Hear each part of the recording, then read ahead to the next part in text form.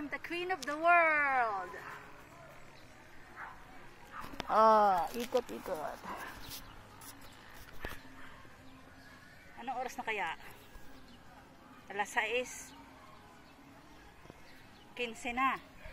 Bababa na ako. Diyos ko, huwag niyong pabayaan. Natatakot ako. Ay, Diyos ko, natatakot ako. Kinakailangan ko lang lakasan ng loob ko para hindi natutulo yung bahay namin. Magbulkasil tayo dito. Habang nandito, ubusin ko na tong bulkasil para hindi sayang, matutuyo lang. Ay, Diyos ko. Ay, ito.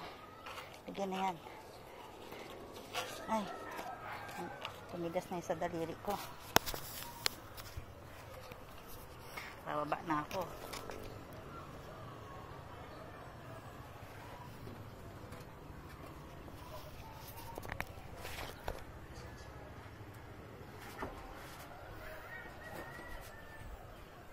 Bababa na ako. Takot ako. Meron pa ba?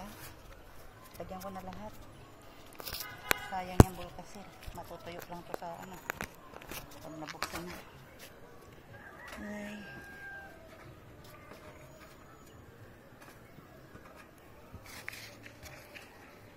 Sana dumami ang ano ko. Subscribers ko. Naging lalaki ako ngayong araw. April ano ngayon? April 16, 6:15 PM. PM na pala. Gabi na, kailangan ko nang bumaba. Kakatakot. Huwag ko pabayaan, good. Huwag niyo ako pabayaan madulas or malingat. Ay, takot ako. Ano ba ito? Butas ba ito? Kasi yung gumagawa, hindi inaayos yung gawa eh.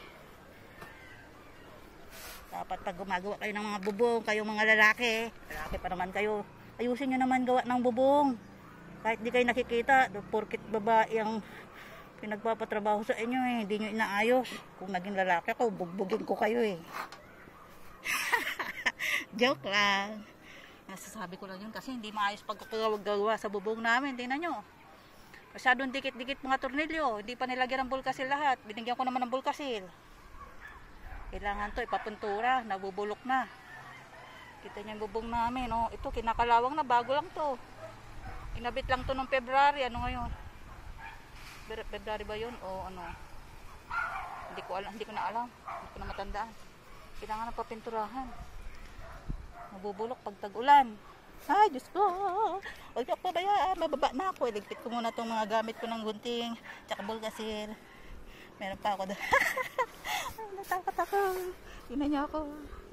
Ah, takot ako. Hello!